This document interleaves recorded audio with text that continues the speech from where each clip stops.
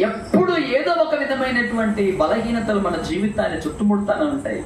భక్తుడు ఒక మాట మాట్లాడాడు, పాట పాడాడు. దివ్యప్రసాదరావు గారిని, ఒక మంచి సింగర్ ఆయన.